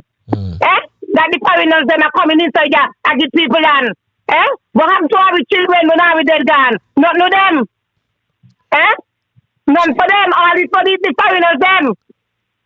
So you would disagree, because we understand there's a plan afoot to do something similar in the Whitegate area as Mark Brantley is doing on the south coast of Nevis. So we have to mobilize our people. I know I'm hearing you most times every time you talk, and your passion, you're worked up, and people like you, we need to really stand up and stand out. Are you willing to do that? Yes, yes. I'm braving up. Put me on. I'm braving up. Okay. Put me on to number one. Okay. They need to stop the nonsense. What happened to the land that we dead gone? Our children, Okay. And children supposed to get piece of land. They can't get none. The foreigners, they must get all. Okay. Mr. Loybord, when is election? Well, it's constitutionally due in 27, but we can. No, we can't go so far. Yeah, we can't. We can't go so far. We need Armenian thing here. We cannot go too far. We cannot go over there. We cannot go over there. The Dr. Johnny Cabal them. We cannot go so far over there. Cost of living getting higher and higher. I bought a carnation milk today was for $3.95. Now we got for $4. And he said he can't do that with the price control. He said he can't do that with the price control. You know what them they want? When they go in government headquarters and they tell big man, sit down and this and that and there, they want a power man going inside there and beat all of them. Because they ain't going good in this place, thinking it's not going in the right direction, thinking it's wrong. Okay. I hope Armenian, the man they were call Armenian Jeffrey Hanley, I hope he don't go check. Can the deck over Montoya over there in the kitchen over there one fix? Okay, we can get violent. We can get violent at all, please, okay? I know that thing and think it need to rectify. He come talking tonight in Iranian where they had over Montoya today. Okay. She talking about how Dr. Timothy Harrison supposed to look about some school over Sadler Tabernacle somewhere over there. Eh? They're gone in wherever Timothy engaged you to do, whatever Timothy engaged to do it. Because they power. They get all the money now, the money in the country now, the money in the country now, all done. Okay. All done, the doctors and the nurses, them work hard. Eh? Public people, them work hard. And then penny water work hard. Eh? Everybody work hard and $500 then I go and read for something. After they don't take out social security level. Okay, I got you, my dear. I got you loud and clear. Thanks for your intervention as usual. Always so passionate. And I will look forward when we rise up to come along with us. Make sure you put me in first. Okay, my dear. Thanks a lot. Okay, thanks a lot. That's like one's on. That's how I know. As perhaps she'll try to get to know who this lady is, because she's always so passionate, always a regular caller to Straight Talk. And our quotation for tonight: the world will not be destroyed by those who do evil, but by those who watch them without doing anything anything. Let me see, I missed that. The world will not be destroyed by those who do evil, but by those who watch them without doing anything. That's I got. Yes, my Straight Talk family, it's 1 before the 10 o'clock hour. I tired a little long tonight because I wanted to provide you with that report in particular from Ras Banki and the Santafari. And I can't say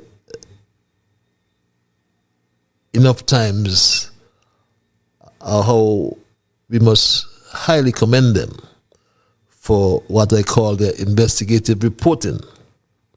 I listen to them when they challenge the Premier. I listen to their program with the Gaskell. Well, part of it I must say. But I must commend them highly.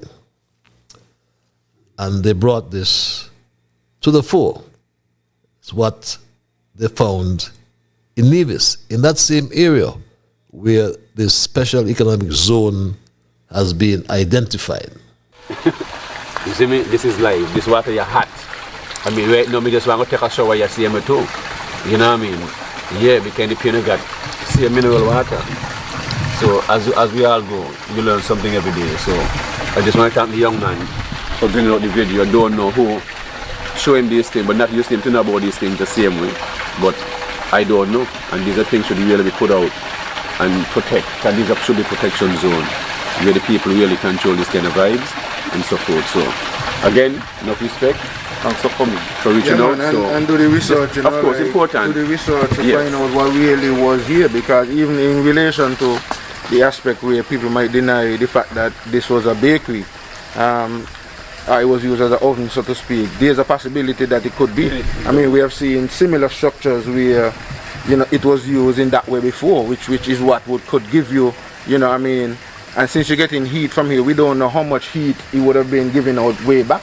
Okay. Because this is now the remnant, you know what I mean? So maybe they might have been wise enough then to be able to use it as in a multifaceted way, But it would be interesting for us to do the research. So like you said, in terms of getting the Historical and Conservation Society and, those from the government and so on to really take a look into this and see how much we could preserve, this and not allow this to get into hands of foreigners. I mean, it will be really important. So, brethren, enough respect, give thanks for really bringing the awareness to us as Nevisians, what we have around us. And yeah, I hope that, this could help to stimulate the kind of attention that we need, for something like this to be able to maintain this. I feel it myself, so it's not just Banky alone. I feel the water myself and I could feel the heat coming through. Same like, I'm going to the hot bath for the past couple of days now, twisted my knee. So, I mean, yeah, if this was, this could be really captured and dealt with, and we could have another option here on Nevis. So, I guess that. I'd like to say something. I would like the Premier to come personally and check out this site, because these things are very important. And I'm a young man. My parents, my foreparents, my grandmother, my father, their parents is from Nevis, and I would like to see the land of Nevis be preserved and be used properly. Thanks for watching. Well, you couldn't say it better than that. To use the land of Nevis properly. But Oliver Johnson has his stooge, Mark Brantley, one of his stooges. He has two stooges. And he has engaged a global team of leading professional experts, Johnson, to ensure that he bamboozles, I'm going to use Gaskell's words, and the Destiny Project on Nevis, as it is called, and declared a so-called special economic zone. Don't be fooled. It is not about empowering our people. It is about handing over our land, our sovereignty, and our birthright to foreign interests who want to carve out private kingdoms within our federation. They want to operate under their own rules, their own justice, with exemption from our taxes. A state within a state is what they want. We're hearing whispers now about Whitegate or plans to give Whitegate Development Area in St. Kitts the same designation. We hear about plans afoot in St. Kitts to bring Nigerians. But make no mistake, if we allow this to happen, we will not be opening the gates to prosperity, but to a new form of servitude. This is how Massa comes back. Not with chains and whips this time, but with contracts and tax exemptions. They're no longer in the fields, they're in their boardrooms. They're not calling us slaves, but they're treating us like second-class citizens, my street dog family. And as this lawyer put it, it is horrifying. Look from a historical context of this bill. I look at it from the standpoint that given the history of our islands coming out of the bowels of slavery, that there should be two things that should raise hackles on our backs as a people, as a Caribbean people. One is enclaves, and one would also be elitism. And I think that when our countries are looking at how they can continue to develop themselves, we should always do so mindful of our history. And certainly I would look at this. I mean, we can't tell Nevisians what they should or should not do, but I would look at it from the standpoint of Anguilla. And I would say if something like this were to arrive on our doorstep, I would be horrified, because it goes against the very grain of history and where we have come from. We cannot afford to give an inch. Yes, we are horrified as well. And they're not calling us slaves, but they are, like you said, treating us or want to treat us as second-class citizens in our own land. And we cannot and must not allow that to happen. Our forefathers, our foreparents have fought too hard for our freedom to sell it to, or sell it for shiny promises and imported dreams. They sent us to schools. We have brains. We have creativity. The resilience right here at home to build our own destiny. One that benefits the children of St. Kitts and Nevis and not a handful of foreign elites. And let us be clear as we wind down tonight's programming. We are not against investment. We are not against progress. But progress without the people is not progress. It is plunder. Investment that enriches outsiders while displacing locals is not development. It is dispossession. Every acre of land on these islands carries the blood, sweat, and tears of our ancestors. It is sacred ground. It must never again become a plantation for Massa, no matter how sophisticated the new plantation may look. So I've come to tell you tonight, we must rise up in unity.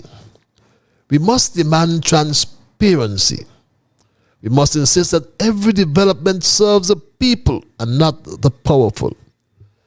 We must protect our sovereignty like our ancestors protected their freedom. And I told you about our history. That tells us that in 1961, standing in Woodford Square, the late Dr. Eric Williams,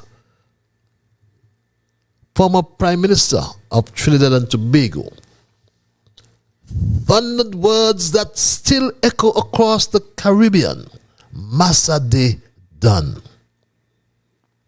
It was not a slogan, it was a warning.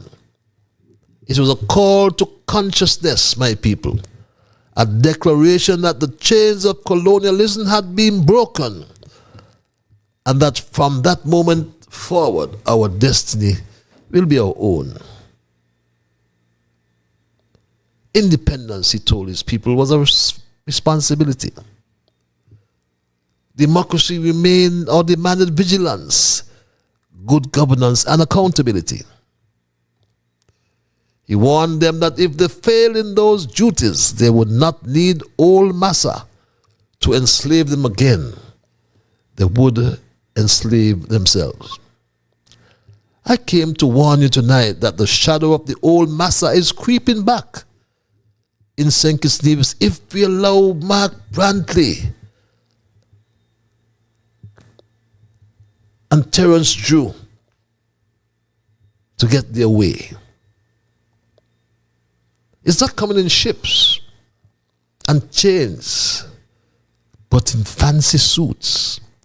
Not with whips and plantations, but with special economic zones and billion-dollar promises. My Street Dog family, we are told in Nevis, there'll be 10,000 citizens, new settlers,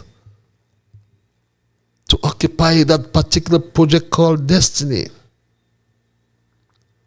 What about down Whitegate? How many settlers will Terence Michael Drew try to bring? They will not. We will not allow it. We went back to our history in 1680 when a man called John Pinney came to Nevis with £10, a quart of wine, and a Bible.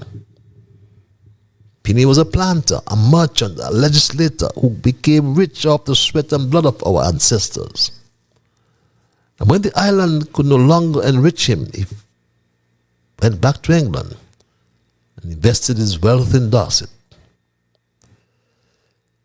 Penny's Beach today is named after this Massa, who left Nevis behind as undeveloped as he found it. My street dog family, the south coast of the island remained undeveloped, and Brantley used this situation for laying out his premise that clearly indicates to all of us that he wants Massa to come back in Nevis and in St. Kitts. And now, more than 3 centuries thereafter, another foreign Massa arrives upon the invitation of Brantley, a white Belgian named Olivier Janssens. I'm not with the Bible, but with cryptocurrency and the plan to carve out private fiefdoms on our soil. This is not development, it's dispossession. It's not sustainability, it's subjugation. A repackaged plantation where our own leader and premier plays the role of overseer. My street dog family, this is not progress. This is betrayal of our ancestors, our constitution, and our children's inheritance. But my street dog family, Nevis under Mark Brantley,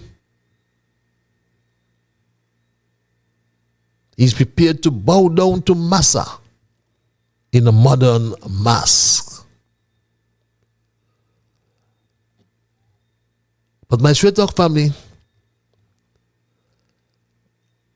remember this. Every plantation once claimed the same as they are claiming today. And if we're not careful, we'll wake up one day to find that our islands, these 2 Caribbean jewels, St. Kitts and Nevis, Liamiga and Uali, have become enclaves of billionaires, miniature kingdoms, and digital plantations. I believe and support James Gaskell. No matter what we think about him, indeed, the people of Nevis should do this. It is a great bamboozle. Who is involved in it? We should demand of our Premier that he gets these people, Mr. Janssens and Mr. Ver, and I'll mention Mr. Ver a bit more later, to present themselves to a series of televised meetings at NEPAC, where they can be cross-examined and questioned by press, lawyers, politicians, and all of us. Because we want to decide for ourselves whether there is anything in this development scheme they put up in that video in front of us, whether it's genuine in whole or in part, or if actually, as I think, it is the great bamboozle, the great bamboozle. And if we decide it is a great bamboozle, who is involved in it here, if anyone, and why? My Street Talk family, I would not allow this bamboozler to fool us. We cannot allow Massa to exploit our resources that was found within this geographical delineated area on the south coast. We know that this white Belgian Massa Olivier Janssen identified 2 stooges One, Premier Mark Anthony Graham Brantley was determined to use his political power for his own personal gains, it seems. And his wife Sharon Mama Brantley, who no doubt had to crawl on her belly to act as the go-between this white Belgian Massa and the landowners on the south coast of Nevis. Yes, she did, because he told us she was the go-between. How would she get between if she did not crawl? My question is the basically, what should I call it? A list or whatever there is, a client relationship list between the developer and any firm to remove any perception of bias. So you want a list of what? Because the developer is a company, as I believe it's called South Nevis Limited, and that company is working with my wife and others who are reaching out to people and asking people if they're minded to sell their land. Okay. So who do you want to see on that list? Okay. So just trying to confirm. I don't want to misunderstand what you just stated. You just stated that your wife's real estate company is working with the developer to have the land sold or whatever it is in that area? To reach out to landowners, bearing in mind, as I said, that the lands over there are private, and to ask them if they're minded to sell their land. So she's acting as a go-between between her client, who's the developer, and landowners, and asking if they're minded to sell their land. Well, we are saying she had to crawl on her belly to get between the landowners and Johnson. I'll take this and make this my final call for tonight. If that caller can be guided by the rules of brevity, caller, you're live. I will be guided by the rule of anciency. Blessed night, Brother Patrick. Blessed night, Rasaya. Just not too long tune in on your program because I went to the Nayabingi social gathering for some upcoming activities coming up for the November, the 1st to the 3rd, to honor the High Majesty, Haile Selassie the First and Her Majesty. Yes, after 95th Grand Coronation, elevation coming in the short of St. Kitts. So we're just looking at that reasoning, but just like to say, the clip where you just outline possibly with a meditation, with the Premier saying that his wife and some other people, who the other people I would like to know? The developer in Nevis, the white Belgian developer. He don't make the claimants about that. And then the other aspect he raised is about his wife and other people. So I would like to get a clarity. Who is the other people working with his wife prior beyond the developer? His wife, he said, is the go-between the developer and the landowners. She's trying to get the land, yeah. So he's specifying other people, meaning the landowners then? Yes. There ain't no clarity, so that's how we'll cook. Anyway, just to say to go by the ancient, Master Days ain't gone away in the word of Harry Williams speak on in 1961, because we still had the colonial cook Connolly still running by their legislative laws, so we still ain't moved not yet. But it's now we have to make the emphasis is we willing to remove all them colonial garbage, so these massive movements won't be in turn toward this kind, as we say, they say consider, but me saying I see though, to not be returned as the matter that we have seen in our prior our ancestors. And if it's that is so, we are being a theater to our movements of our struggle. And we may not look for it for the like what I say, but we look for it for the generation to have a common level of balance of humanity. That's what Marcus Garvey said. Dignify yourself and not being a slagger. That's what I say it's time now, the politicians that we say we have representing in Parliament take a turn to be in jail and realize the eternity how we people the face within the suffering. You have a blessing. Give thanks. Give thanks, my brother. Always welcome your interventions. Whitegate and Nevis Lands reads this email.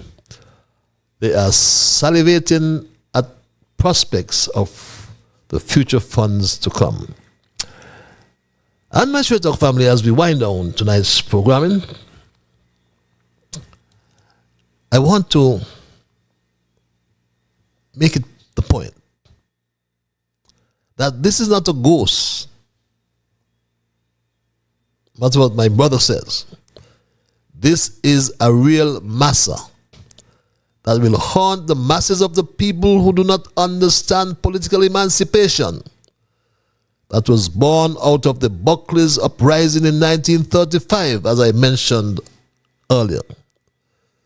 So let us protect our resources and let us rise again as our ancestors rose.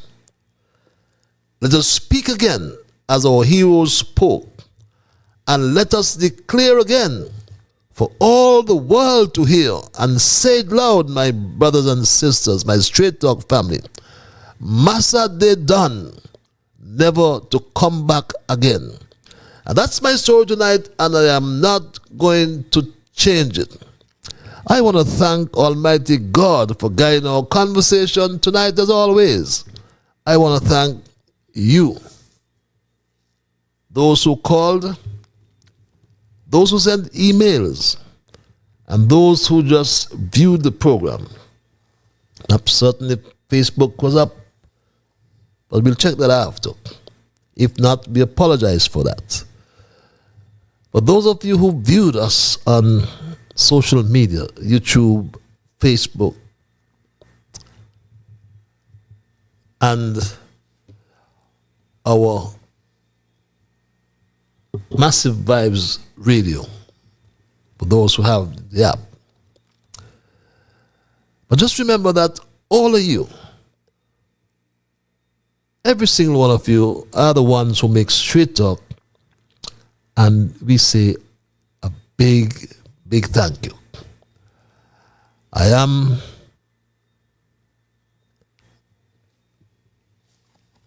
going to implore you, for the weekend, find a church.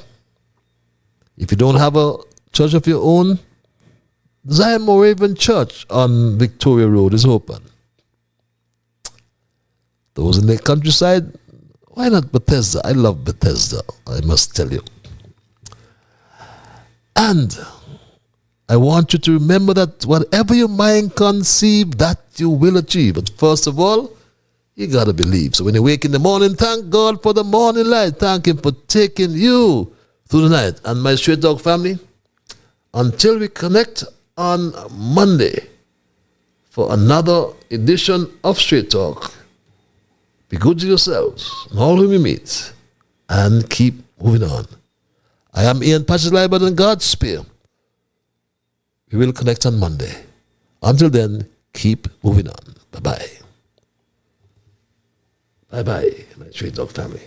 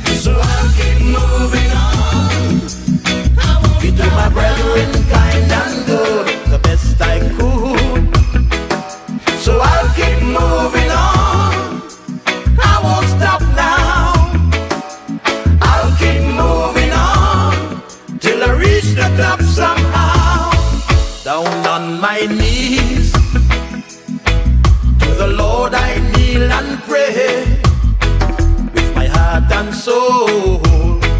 Beg him to take me through each day. My guardian to keep